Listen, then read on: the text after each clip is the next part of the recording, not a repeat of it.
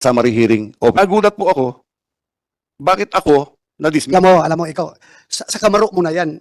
Hindi mo kaya ipaglaban yung sabi mo dismissal. I don't think so.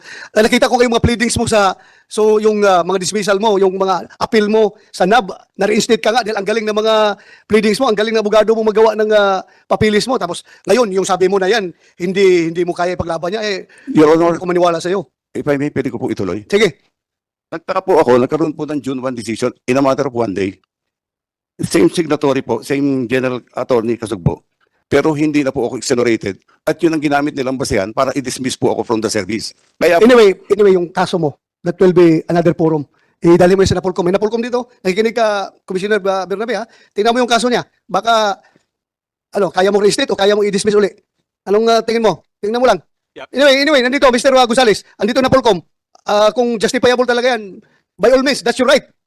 Ilaban mo. Ilaban mo. Kaya nga po ako humingi ng tulong sa inyo. Bago pa na ako wala, sana, maklear to. Hindi na kailangan ang influensya ko dyan, basta karapatan mo yan at karapat dapat kang reinstate. Nandito Napolcom. Sila na ba? Yeah, go ahead, Napolcom. Mr. Chair, meron po kasi tayong desisyon. Ito po ay 2017. Doon po si Mr. Gonzales na dismissed from the service. Ito po yung kanyang grave threats po ito sa kanyang mga neighbors. And then, in-appeal po nila ito sa NAB. Noong pong 2021, dinenay na po yung kanilang appeal and yung MR. So alam ko po ngayon po ay nag-appeal sila ulit sa office ng secretary. So pending po doon. Pero po yung kanyang dismissal po noong 2017 ay denied po ng NAB yung appeal nila. Pero may sabi niya, may hawak siyang papel ng exoneration eh. Tingnan nyo yan, tingnan nyo. I think po ibang case po ito. Ibang case na naman yan. So, So, six kadami mong po. case talaga. Ang dami. Your Honor, marami po talagang ibinato sa aking kaso mula po na mag-whistleblower ako. Kaya ang pangunawa po ninyo ang hinahanap ko. Anyway, naunawaan kita. Humahanga ako sa'yo dahil nga sabi mo, nilaban mo yung kinalaban mo yung mga super for taking the cudgels for us, the cycling community. Mr. Hans Lili. Good afternoon, sir. Good Yes, afternoon wait. Anong mga actions taken ninyo? Sa ngayon po, suspended for 90 days yung license po ni Mr. Wilfredo Gonzales. Then ongoing po yung investigation natin regarding sa apat na violation na commit niya under 4136, sir. So, after 90 days? No, sir. Meaning, suspended siya for 90 days yung license niya, sir. Yeah, Apo. after 90 days, well, No, hindi naman, sir. Hindi naman siya abot ng 90 days, sir, yung resolution na ginagawa namin.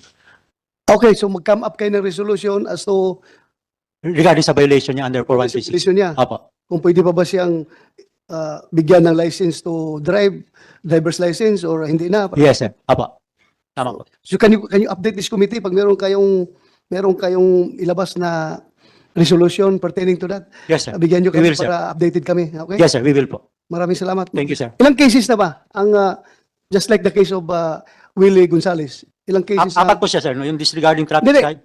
similar cases na nakarating sa LTO. In general, sa buong bansa. May statistics ka ba? Sa akin, sir, wala, sir. Road rage, pertaining to road rage. Yung road rage, sir, nakukuha lang namin sa video, sir. No? Yung other kasi, sir, from text, yung text message, email, yung mga complaints. So there's no formal complainant na dumarating sa inyo hanggang video? Meron naman, sir, kasi kaso lang yung mga evidence na napo-forward, hindi pa siya substantial masyado. May numbers ka para Sige, sir. natin kung talagang usong-uso na ba Okay, yun yung road rage na yan, meron kang numbers? Sa akin, sir, wala po. Ibibigay ko rin. Kung meron kang matext doon, humingi ka ng number. Sige po, sir. Para ma-share Pakuha sa ko. amin.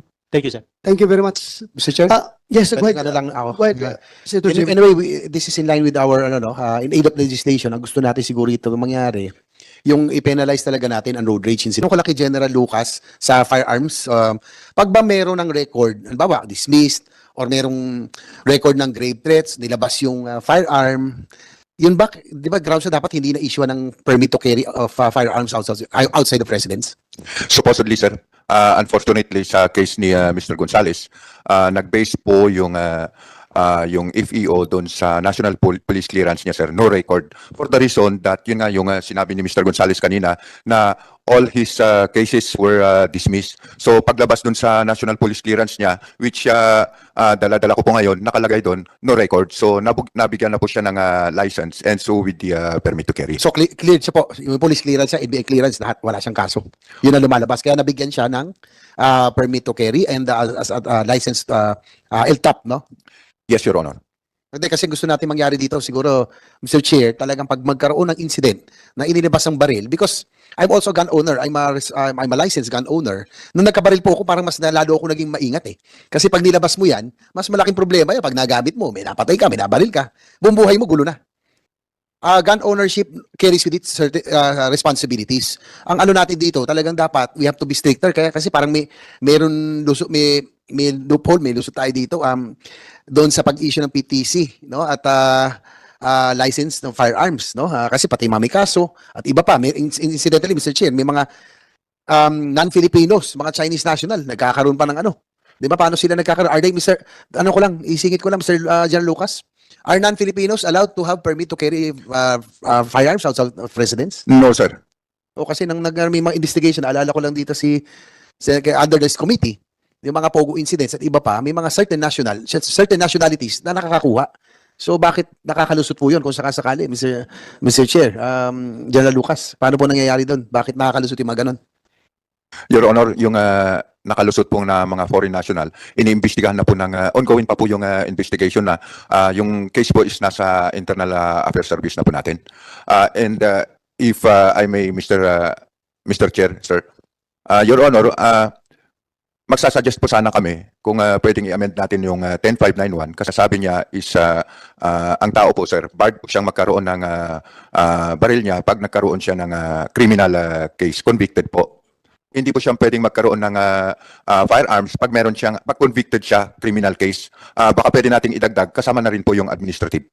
Alam mo, kanina na-bring up ko kanina, Mr. Chair, yung kanyang ginawa na maganda noong 2001, tas along the way, ang daming kaso po dito na grave threats, light threats.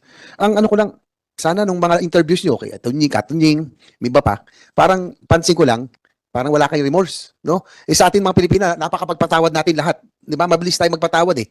Yung init ang ulo, bugso lang yan, pagtas mamaya, magpapatawaran din kayo. Pero ano pong nasa loobin nyo ngayon? Kayo ba yung nagsisisi sa ginawa nyo? Tingin nyo po, may kakamali kayo? Your Honor, humingi po ako ng kapatawaran sa nagawa ko. Sa lahat-lahat na nagawa ko po mali, humingi po ako ng kapatawaran. Yeah, yes, actually, Your Honor, kanina pa siya humingi ng At pasensya, patawaran. At yung Kanina pa. Continue. At yung kay Mr. Banjola, pinatawad ko na rin po siya sa damage ng kotse ko. Kaya nga ho kami nagkabati po. Wala, okay na po sa akin yun, hindi ko po sinisingil. Wala po kaming ano ni Mr. Banjola. Nagiwalay po kami na maayos. Okay, noted. Thank you. Mr. Earl Banjola, the son, you want to say something? Yes, Yeah, actually, I prepared something here. Sige.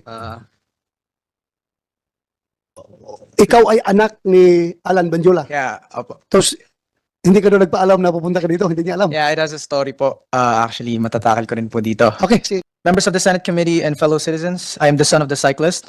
I stand before you today with the intention of sharing my concerns and frustrations with the public. August 8, 2023, 10 p.m., hindi pa nakakauwi yung father ko. I was worried and yung lola ko rin. Kasi usually 5 p.m. yung dad ko po nakauwi na sa bayan kasi yun talaga yung time na nakakauwi na siya sa bahay namin. And then she received a phone call from my father saying na nasa police station siya. And then nakauwi na yung dad ko around 2 a.m. And akala ko doon na natatapos yung lahat. Akala ko okay na. August 27, 2023, nakita ko yung video. Sinagi, binatukan, minurat, kinasan ng baril ang tatay ko. As his son, nakakapangahina. I feel mixed emotions. I was disappointed, I was mad, and I was sad. This is one of my fears that I wouldn't be able to be there when he needs help. Naturally, he would feel fearful given that Gonzales used to be a police officer and he's alone in a police station surrounded by people he doesn't even know. And sino nga naman talaga yung dehado doon? Of course, my father. He chose to forgive the man kahit na siya yung naagrabyado. I chose to speak with Attorney Fortune after seeing his post because I wanted him to motivate my father to take legal actions against Gonzales. I would like to express my gratitude to Attorney Fortune for his efforts in assisting my father and affording me this opportunity, despite the potential risks involved.